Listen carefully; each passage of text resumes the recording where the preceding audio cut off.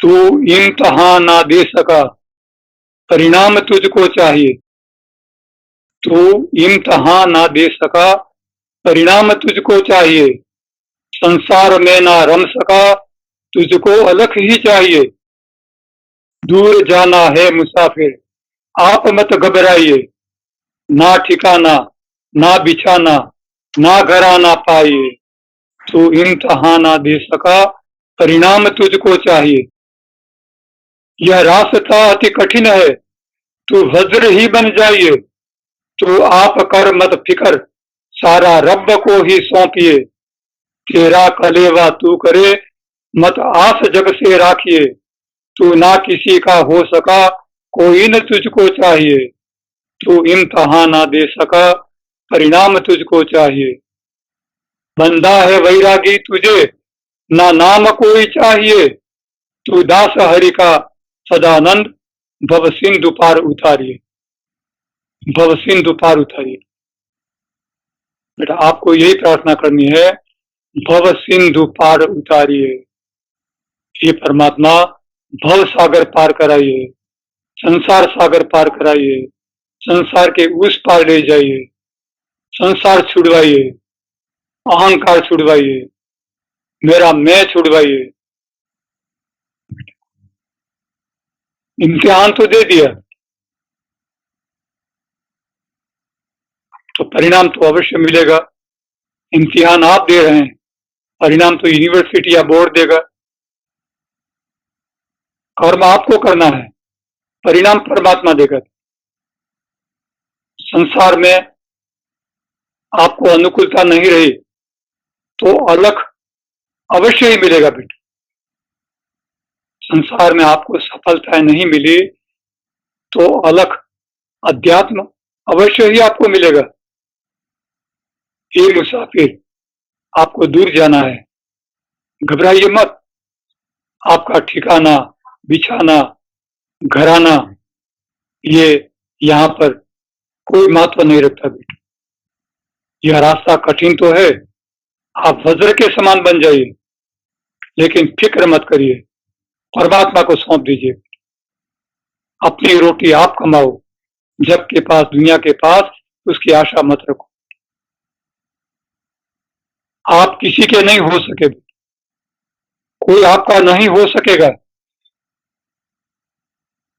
आप वैरागी हैं तो अपना नाम छोड़ दीजिए बेटा।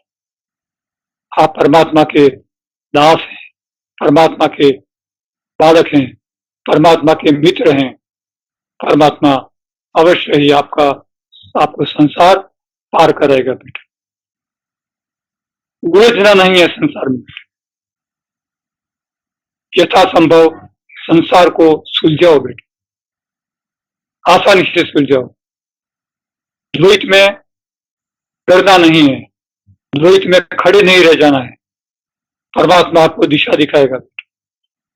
घोर निराशा आपको घेर ले, अंधेरा आपके दिल पर छा जाए, तो बेटा सत्य मार्ग की ओर आगे बढ़ो, अंतर का दिया जलाओ। संसार आपके लिए कठिनाई पैदा करे तो अंतर को उजागर करो, मन की द्विधा मिटाओ और सत्य का सार समझो। टूटो मत, डरो मत और अपने मन को मार दो। हरि मार्ग चलकर ही आदमी पा सकता है, बिना चले परमात्मा को कोई नहीं पा सका है। इसलिए आपको हमेशा हरि चिंतन करते रहना। हे अलख अपार, हे कृपा सागर, हे अंतर्यामी, आप अपना रास्ता निश्चित करिए, स्पष्ट करिए। मैं आपके द्वार पर खड़ा हूँ, आपके पास आने के लिए लालायित हूँ। हे परमात्मा, हे करुणामय, हे भक्त वत्सल, हे शाश्वत, हे अनादि अनंत, मैं आपको पाने के लिए तत्पर हूँ, मुझे अपनाइए। संसार कई चित्र विचित्रों से भरा हुआ है। सौराष्ट्र का एक भूपत नाम का डाकू पाकिस्तान में बस गया, जीवन भर वहीं रहा, लेकिन उसकी क्रूरता इतनी अधिक थी कि वो कुख्यात था। बच्चों को दूध पिलाते समय यदि दूध नहीं पीते तो माँ कहती धूपट डाकू आ जाएगा बेटे, दूध पी लो। बच्चे डर जाते थे। लेकिन कई बार कठोर लोगों की ऊपर की पपड़ी कठोर होती है, अंतर में करुणा सागर होती है। वही आदमी विधवाओं, त्यक्ताओं, अपाहिजों, बेसहारा लोगों को मदद करता था, जी भरकर मदद करता था, उनके घर जाकर मदद करता था। इतना मदद करता था कि वो कुल आमदनी का बहुत सारा भाग सेवा में खर्च कर देता था। तो सेवा, शुश्रूषा, करुणा, ये बेटा उसका ध्येय था। हमें इसमें से यही सीखना है कि ध्येय क्या है। सेवा, करुणा, सेवा, करुणा। मुगल बादशाह एक बार बैठे हुए उन्होंने ये जाहिर किया कि मेरा शेर सबसे बड़ा बलवान है, सबसे बड़ा लड़ाकू है। इस शेर को जो हरा दे उसको इनाम मिलेगा, और जिसका शेर हार जाए उसका सर कलम कर दिया जाएगा। कई राजा महाराजा, कई बड़े लोग डरने लगे कि भाई जीते इनाम हासिल करें या सर कलम करवाएं, बोलो क्या करें। महाराजा यशवंत सिंह उस समय वहां बैठे थे। उन्होंने डिक्लेयर किया कि महाराज मेरा शेर जीतेगा। देखिए बेटे यहाँ बहुत समझने जैसा, मेरा शेर जीतेगा। राजमहल के सामने मैदान में बहुत बड़ा पिंजरा तैयार किया गया। बादशाह का शेर पिंजरे में प्रवेश कराया गया। सारे दर्शक लोग बैठ गए अपनी जगह पर। मुगल बादशाह भी बैठ गया, यशवंत सिंह भी बैठ गए। अब लोग देख रहे थे कि यशवंत सिंह का कौन सा शेर पिंजरे में प्रवेश करेगा। महाराज यशवंत सिंह का पृथ्वी सिंह नाम का 10 साल का बच्चा, 10 साल का बच्चा उसने शेर के पिंजरे में प्रवेश किया। लोग कहने लगे अरे रे ये तो बच्चा है, इसको तो शेर खा जाएगा। यशवंत सिंह ने कहा यही शेर है। अब पिंजरा बंद हो गया। नवाब बादशाह के दरबारी लोग भाला लेकर के उनके शेर को उकसाने लगे। शेर दहाड़ा और उसने अटैक किया सीधा बच्चे पर। बच्चा हट गया और बच्चे ने म्यान में से तलवार निकाली। यशवंत सिंह पिंजरे के बाहर पीछे ही बैठे थे। उन्होंने कहा बेटे ये क्या कर रहे हो, ये तो धर्म युद्ध है। शेर के पास तलवार है नहीं है तो बिना, जो निहत्था है जिसके पास हथियार नहीं है उसके सामने बेटा हथियार नहीं लेते, उनके सामने हथियार का उपयोग नहीं करते। पृथ्वीराज ने, बच्चे ने म्यान में तलवार रख दी। वो शेर की तरह दहाड़ा, शेर के सामने। 10 साल का बच्चा शेर के अगले पंजे पर अपना पैर रखा, दोनों हाथों से उसके जबड़े को फैलाया और फाड़ दिया उसको। शेर को चीर करके उसके 2 टुकड़े करके फेंक दिए। जब पिंजरा खुला अब तो पृथ्वीराज को खून से लथपथ देखा बाहर निकलते हुए। महाराजा यशवंत सिंह दौड़ करके बच्चे को गले लगा दिया, वहां मेरे शेर। तो ये बेटा ये बात है शौर्य की, आत्मबल की, आत्मविश्वास की। ये सीखना है हमें। उदाहरण सांसारिक है, दृष्टांत सांसारिक है, लेकिन अध्यात्म सीखना है। शौर्य, शूरवीरताओं का मार्ग है अध्यात्म, कायरों का नहीं है बेटा। शौर्य, आत्मबल, आत्मविश्वास, ये हमेशा पाइए। कौवा एक पेड़ पर रहता था, उसके वहां 4-5 दिन रहने के लिए हंसों का टोला आया। हंसों की टोली आ गई मेहमान के रूप में। हंसों ने कौवे से कहा कि भैया हम तो 4-5 दिन जम करके यहाँ रहेंगे। कौवे ने कहा रहो, बहुत बड़ा पेड़ है, नीचे जगह खाली है, रुको आराम से रहो। लेकिन कौवा अपनी आदत से बाज नहीं आया। रात को आकर कहता है कि हंस, आप लोगों को उड़ना आता है? मुझे तो बहुत आता है, बहुत उड़ता हूं। हंसों ने कहा हम तो उड़ लेते हैं। कितना उड़ते हो? जितनी जरूरत होती है उतना। मैं तो 70-80 चाल जानता हूं उड़ने की, आप कितनी जानते हैं? हंस ने कहा हम तो भैया एक ही चाल जानते हैं। देखिए बेटा, सहजता का जवाब।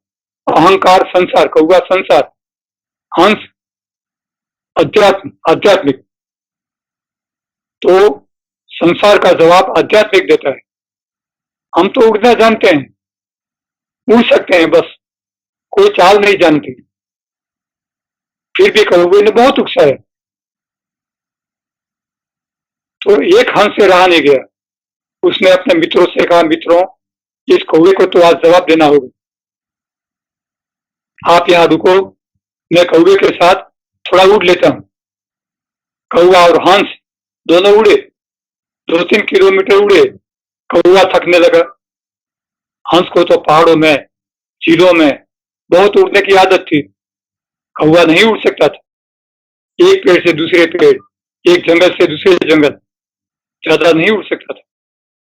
फिर भी अहंकार, कौवे ने जिद की तो दोनों उड़े। कौवा थकने लगा, इतना थक गया कि कौवे को लगा कि अब मैं शायद बेहोश होकर के गिर जाऊंगा। हंस देख गया कि कौवा अब थकने लगा है। नीचे देखा तो एक तालाब था पानी से भरा हुआ। कौवे ने देखा कि अब तो मैं गिरूंगा तो मर ही जाऊंगा पानी में। हंस ने उदारता बरती, अपने पैरों के पंजों से कौवे के पैरों के पंजे अच्छी तरह फंसा लिए और उल्टे कौवे को पकड़ लिया और उड़ करके पेड़ के पास आ गया वापस। कौवे ने थोड़ा आराम किया। बाद में हंस के पास आकर के उसने माफी मांगी, हंस भैया माफ करना, मैं थोड़ा बड़ बोला हूं, बोलने की आदत है, थोड़ा अहंकारी समझिए इसको, मैं बोल लेता हूं, आपने मुझे नहीं बचाया होता तो मैं आज मर ही जाता। धन्यवाद है आप, मुझे माफ करिए। हंसों ने कहा बेटा, माफ तो तब करना होता है कि जब आपने कोई हमारा नुकसान किया हो। ये तो आपको ही हमने जवाब दिया कि सहजता से जियो। परमात्मा ने हमें सहज बना करके, सरल बना करके जन्म दिया है, तो हम संसार में क्यों बने, क्यों अपना भाव बिगाड़े? बस। तो कौवों से हमें शिक्षा मिलती है कि अहंकार बिल्कुल मत रखो। संसार अहंकारी है और कौवा संसार है। हंस सहज और सरल है, असंग है, निष्प्रिय है। अहंकारी है कौवा, इसलिए संकीर्ण है, बहुत छोटी सोच है उसकी। और जो असंग है, संसार छोड़ा हुआ है, उसकी दृष्टि, उसकी सोच व्यापक है, बहुत गहरा सोच सकता है वो। इसीलिए उसने कौवे की बराबरी नहीं की, कौवे को नीचा नहीं दिखाया, उल्टा कौवे ने ही हंस को नीचा दिखाना चाहा, क्योंकि उसकी सोच छोटी थी। स्वामी रामतीर्थ के साथ 1-2 मित्र रहा करते थे। कहीं जाते हुए रामतीर्थ आराम कर रहे थे और एक मित्र आकर के उनके शरीर में सुनने लगे कि रामतीर्थ की शरीर से राम राम की आवाज सुनाई दे रही है। जब वो जागे तो उनसे पूछा कि महाराज, आपके शरीर से राम राम की आवाज क्यों सुनाई दे रही है? उन्होंने कहा, बेटे ऐसा कुछ होता नहीं है, राम राम की आवाज आपके नाम चिंतन में से थी। आप जिसका चिंतन कर रहे थे वो शब्द आपको बार बार सुनाई दे रहा था, वो आपके मन में रमण कर रहा था। मेरे शरीर से कोई आवाज नहीं सुनाई दी। तो जब आदमी परमात्मा मय हो जाता है तो उसको परमात्मा के ही विचार आते हैं। हर काम में, हर साधन में, हर विषय में वो परमात्मा को ही सोचता है और परमात्मा मय बन जाता है और परमात्मा के अंतर में विलीन होने की तैयारी करता है। बेटा नाम चिंतन, भाव प्रवणता हमेशा बनाए रखना है। महात्मा गुमान सिंह, उनके गांव से एक लड़का वैराग्य के कारण से भाग गया और भाग करके हरिद्वार चला गया। तो गांव से कुछ लोग तीर्थ के लिए गए हुए थे, उन्होंने देखा भाई ये लड़का तो अपने गांव का है। सब यहाँ घर पर सूचना दी कि भाई लड़के को हमने देखा है। तो घर के लोगों ने कहा किसी तरह समझा बुझा करके लड़के को यहाँ ले आओ। ये लोग ले आए। जब ले आए तो उसका मन संसार में कहीं नहीं लगा।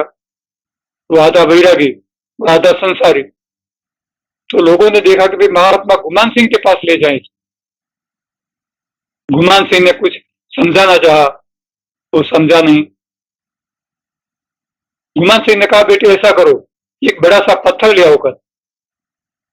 पत्थर ला करके रखा। ये डर गया कि गुमान सिंह क्या पत्थर से मेरा सर फोड़ देंगे। गुमान सिंह करते ऐसा। कई बार उनके सानिध्य के लोगों को कहते कि क्यों समझ में नहीं आ रहा, क्या तुम्हारा सर फोड़ दूं इस पत्थर से? समझ में क्यों नहीं आ रहा? एक चित्त क्यों नहीं हो रहे? एक ध्यान क्यों नहीं हो रहे? ध्यान क्यों बट रहा है? उस लड़के को भी ऐसा ही कहा और धीरे धीरे पार की दौड़ खत्म हो गई। लड़का आध्यात्मिक होने लगा और उसका चित्त अध्यात्म में बैठने लगा, पिरोने लगा। इस तरह उसने अध्यात्म सेवन किया। चिड़िया जब अंडा पकाने बैठती है, जैसे मुर्गी होती है, कबूतर होता है और भी कई पक्षी, माँ होती है, वो अंडों पर बैठ जाती है तो उसका ध्यान बाहर होता है। वो माँ बाहर ही देखती है, उसकी नजर बाहर होती है। लोग देखने वाले देखते हैं कि भाई ये तो बाहर देख रही है, हमारे साथ बात कर रही है, हमारे साथ व्यवहार कर रही है, तो ये अंडा कैसे पका रही है? लेकिन उसका अंतर यात्रा, अंतर की चित, अंतर ध्यान वो अंडों में, उसके बच्चों में ही होता था। मेरे बच्चे, अंडा फूटेगा, मेरे बच्चे बाहर निकलेंगे, मेरे बच्चे कैसे होंगे?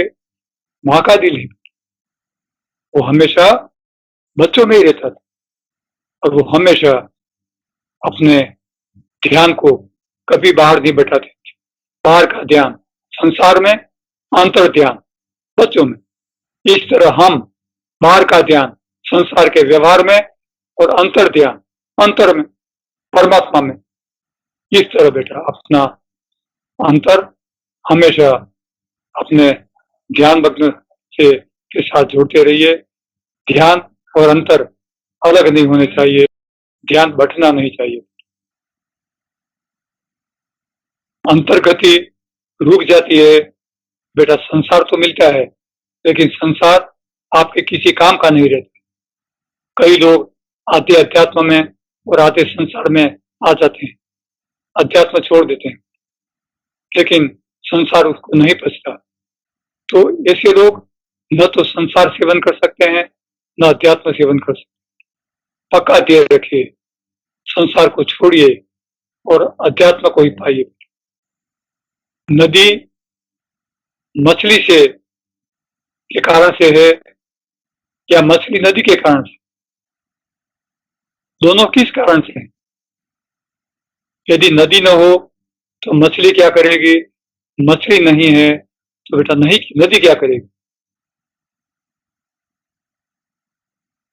दोनों एक दूसरे पर निर्भर है। नदी पानी नहीं है तो मछली नहीं जिएगी, मर जाएगी। लेकिन मछली है तो नदी का पानी शुद्ध करती है, पानी ताजा रहता है, सबके लिए उपकारक है वो।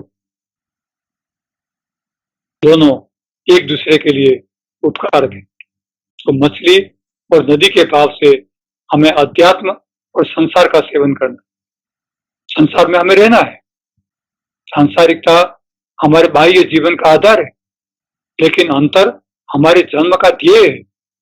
हमने जन्म ही इसलिए लिया है कि पुराना सब डिलीट कर दें और हम परमात्मा को पा जाएं और जन्म मरण की घटमाला टल जाए। सुदामा जी एक वकील के घर रहते थे और वकील को वो अहोभाव से देखते थे, उससे अभिभूत थे। वकील बड़ा सेवाभावी आदमी, अपने घर में सुदामा जी को आश्रय दिए हुए थे। एक बार वकील को पुलिस लोग ले गए, ये सुदामा जी से रहा नहीं गया। उन्होंने कहा जो मेरी सेवा करता है उसको पीड़ा नहीं होनी चाहिए। वो विवल हो गए, पीड़ा से चलित हो गए। उन्होंने कहा वकील की पत्नी से, बेटिया एक काम करो, इस कमरे के पलंग पर मैं लेट जाता हूँ, घर के सारे गद्दे मुझ पर डाल दो और बाहर ताला लगा करके वकील साहब की राह देखो। वकील साहब के आने के बाद ही ताला खोलो और गद्दे हटा करके मुझे निकालो। जब वकील साहब आएंगे तब मैं निकलूंगा, वो नहीं आएंगे मैं कभी नहीं निकलूंगा। बेटा ये शर्त थी,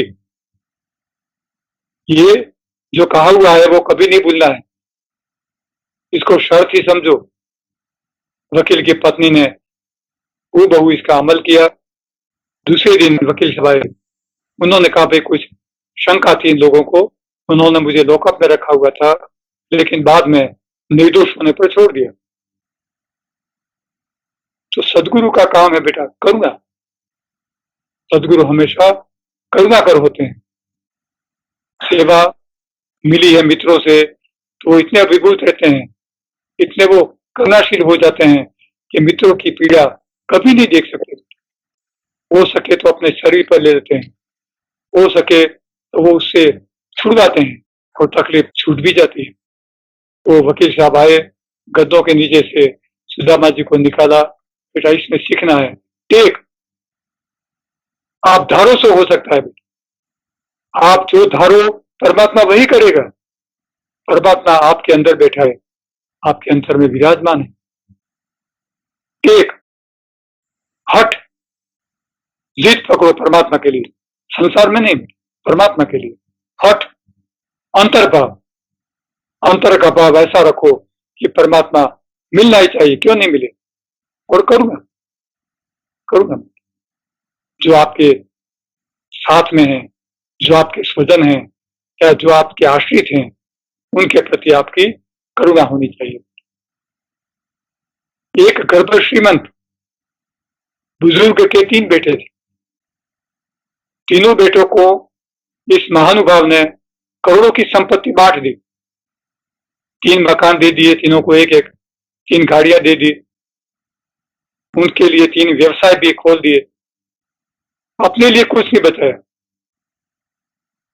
उन्होंने देखा 3-3 घर मेरे हैं, बेटे हैं, बहुएं हैं, बच्चे हैं, तो ये मेरे ही घर हुए ना, मेरे तो 3 घर हो गए।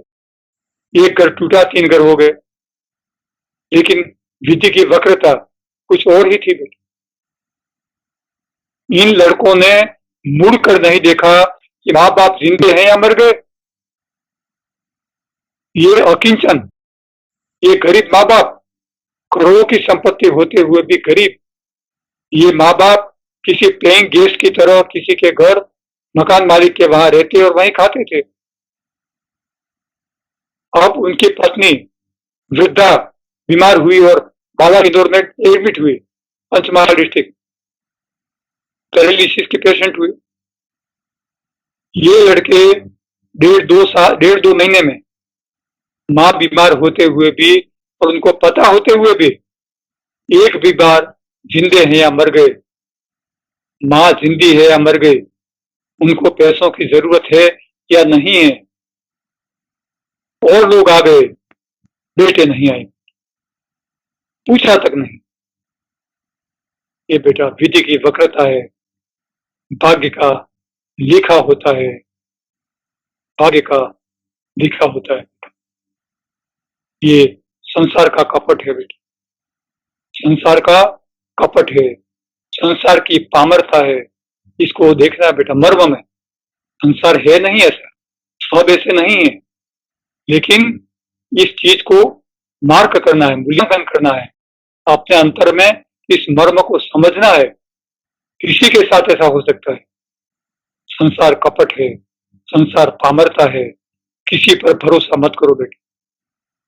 करो फिर भी मत करो, आप खुद ही से जियो बेटे, आप खुद ही पर अपना ही भरोसा करो। आप अपना ही भरोसा आप करो, अपनी कवत पर भरोसा करो, अपनी ताकत पर भरोसा करो, फिर भी सब में रहम दिली रखो, करुणा रखो, दया का भाव रखो।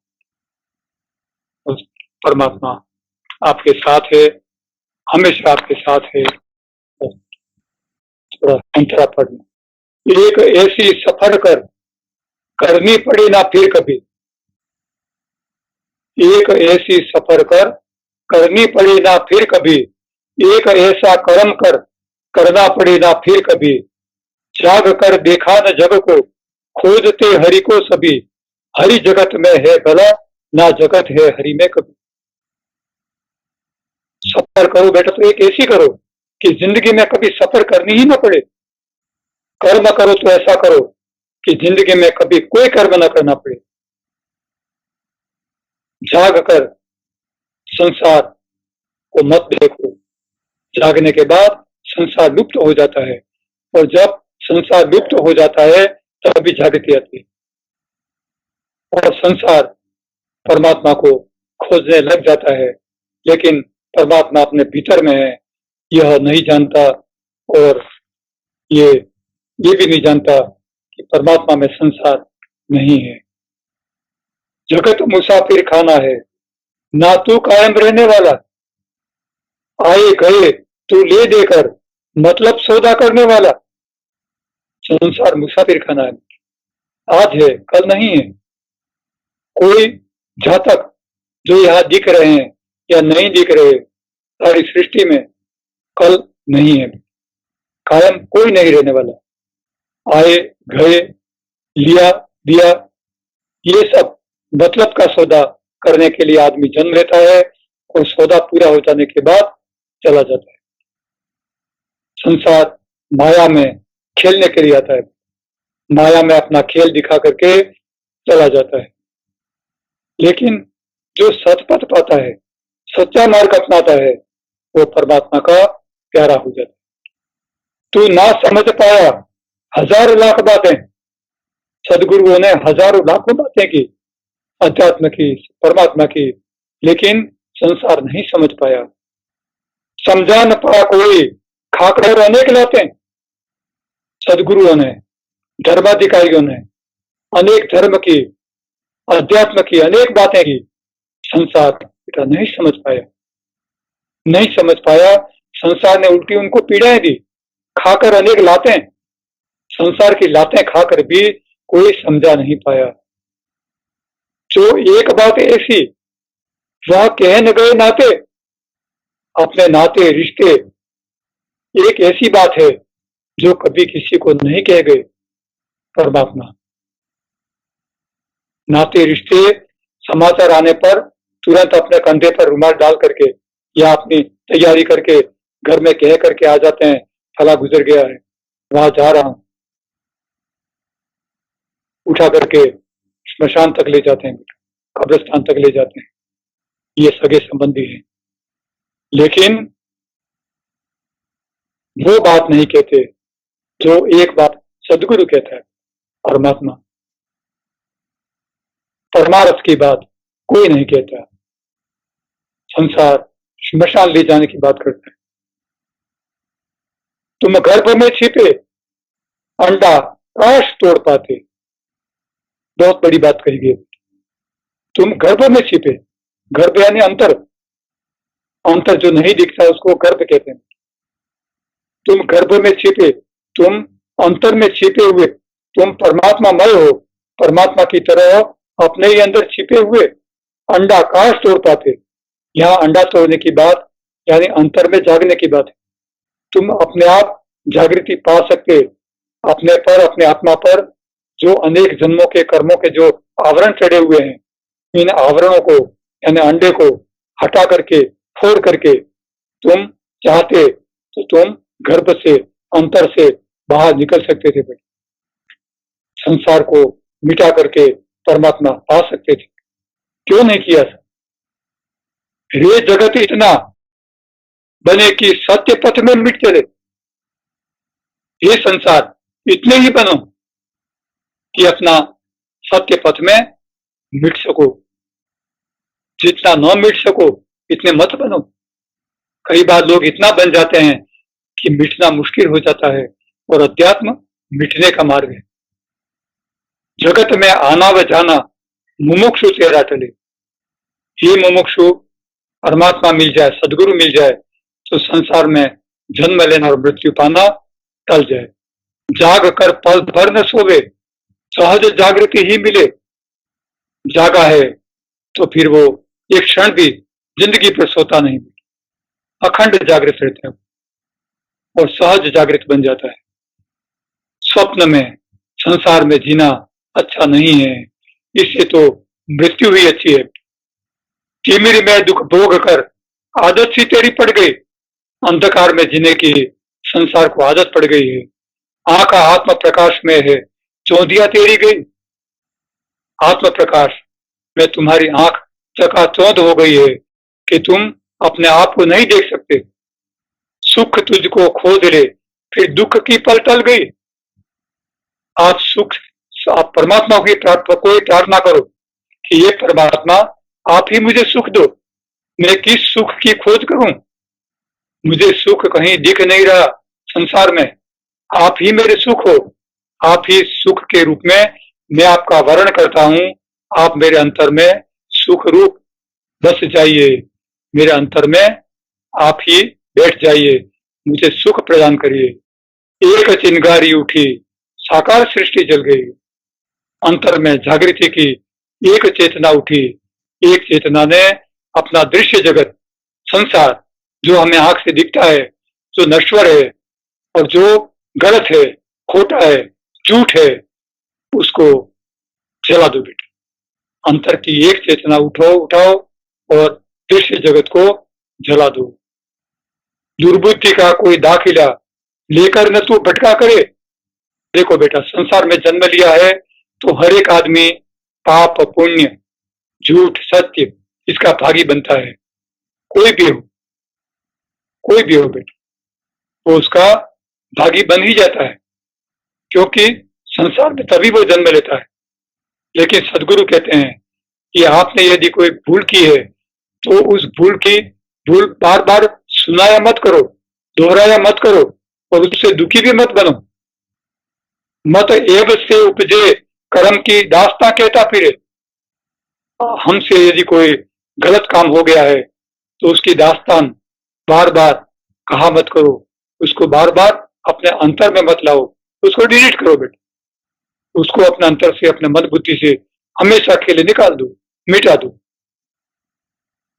जात को ही काट कर आजाद तू मन को करे, हद में रहे आनंद का दाना उसे डाला करे। जात यानी होनापन, जात यानी अपना जो जाति पाति धर्म कर्म ये जाति नहीं, जात यानी होनापन जो हम बनकर बैठे हैं।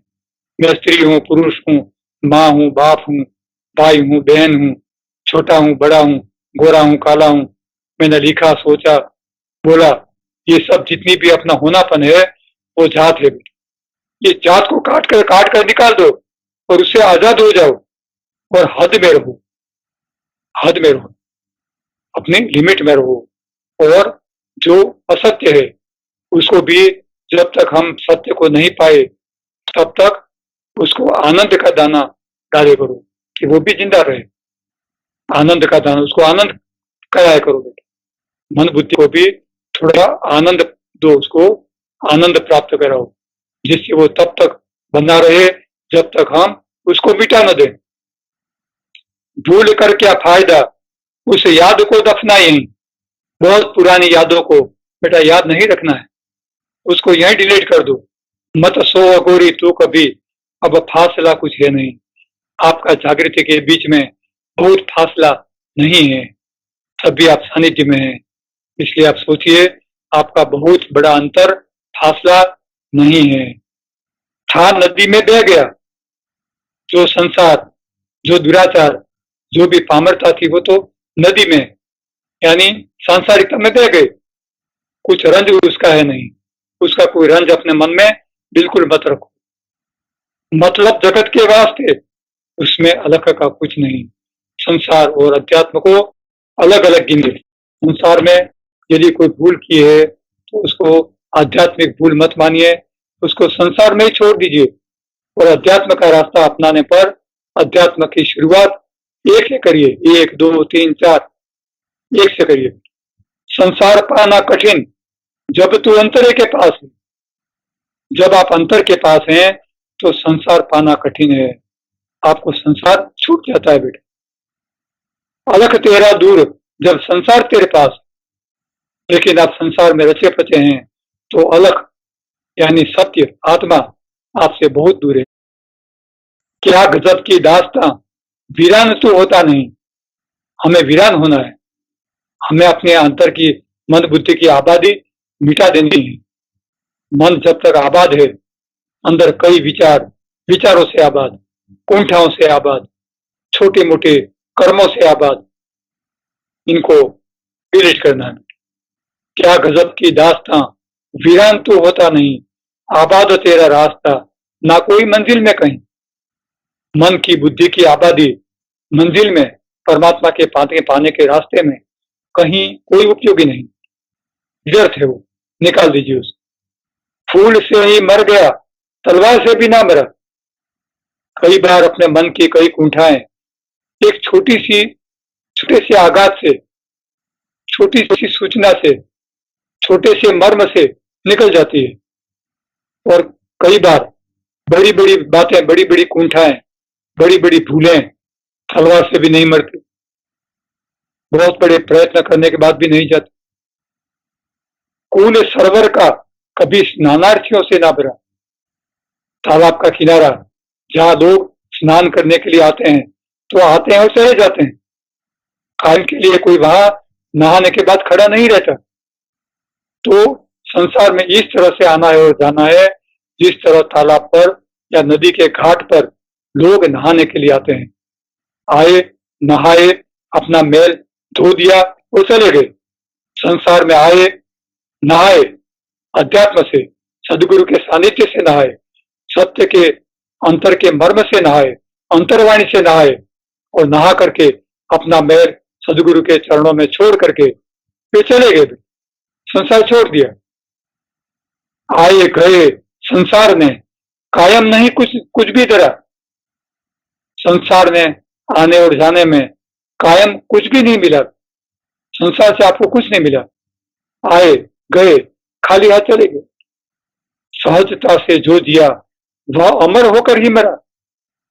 जो सहज बन करके, सरल बन करके, पवित्र बन करके संसार में जिया और अध्यात्म के रास्ते में आगे चला, वो हमेशा अमर होकर ही मरा है। वो जीते जी अमर हो गया है, वो कभी नहीं मरा। धुंध में कुछ ना दिखा, वह भी समझ में आ गया। जब सर्दी के दिनों में आकाश में धुंध होती है तो रास्ता स्पष्ट नहीं दिखता, तो सदगुरु कहते हैं कि बेटा जब आपके जीवन में कई बार दुख आता है, कठिनाई आती हैं, कुछ कठिनाई आती हैं, तो मुझे समझ में आ गया, सदगुरु कहते हैं कि वो धुंध है, तो उसमें आपको स्पष्ट नहीं दिखता, आपका आध्यात्मिक रास्ता स्पष्ट नहीं दिख पाता। अंत को कुछ ना दिखा, यह भी समझ में आ गया। जो अध्यात्म में नहीं है तो उनको अध्यात्म का रास्ता नहीं दिखता, ये भी मुझे समझ में आ गया।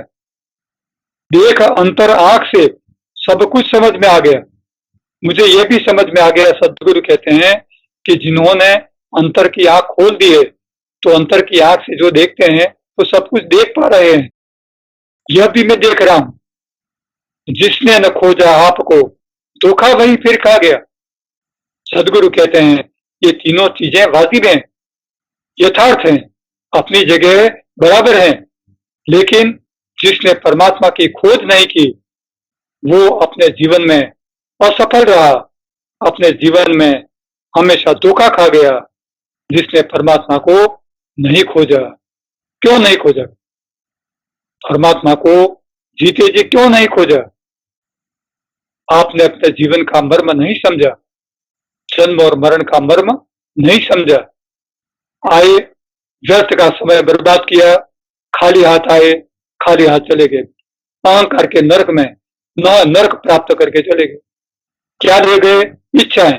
क्या ले गए? अहंकार, आसक्तियां, ये सब ले गए। सत्य नहीं ले गए, करुणा नहीं ले गए, परमात्मा की कृपा नहीं ले गए, भाव नहीं ले गए, श्रद्धा नहीं ले गए, धैर्य नहीं ले गए, कुछ भी नहीं ले गए, खाली हाथ चले गए। हमें तो ऐसी संपत्ति पाना है कि जिसको मृत्यु भी नहीं छीन सके, जिसको मृत्यु भी छीन न सके। यदि जन्म लेना भी पड़े दूसरा, तो वो हमारे साथ, हमारे जीव के साथ आबाद, हमारे साथ हमारी संपत्ति की तरह है, उसे कोई छीन न ले। ऐसी संपत्ति क्यों हासिल न करें? साधु जन का बेग धरकर मत जगत उल्टा करे। कई लोग न तो अध्यात्म में है न संसार में है, संसार से, संसारिकता के भय से भाग खड़े हुए हैं, भगवे कपड़े धारण किए हैं, अनेक वेशभूषाएं धारण की हैं, और साधु का वेश धारण करके उन्होंने संसार को चला है। उनके बारे में कुछ कहना निंदा होती है, हम निंदा नहीं करेंगे, लेकिन उनके बहकावे में नहीं आना है। जहां सत्य नहीं पा सकते हम, वहां हमें कुछ नहीं मिलता, ये हमें देखते रहना है। साधु जन का बेग धरकर मत जगत उल्टा करे, सहज का स्वीकार तेरा ज्ञान है उसको धरे। जो स्वाभाविक रूप से हमारे जीवन के साथ घट रहा है, बन रहा है, वही ज्ञान है। मत बने कोशिश मिटने की सदा अनुभव करे, भीड़ में तू भूल कोई द्वार मत खटखट करे। भूल में कोई सांसारिकता का द्वार बार बार खटखट मत करे कि भाई सांसारिकता दो में, ये संसार, आपका दरवाजा खोलो, मुझे आना है। ऐसा कभी न करे, ऐसी भूल। वो हमेशा अध्यात्म का रास्ता, अध्यात्म का द्वार खटखटाए और परमात्मा का रास्ता तय करे और परमात्मा को प्राप्त करे। परमात्मा आपके साथ है, सदगुरु आपके साथ है। चरण शरण कभी मत खोइए, हमेशा उसके साथ रहिए। बस।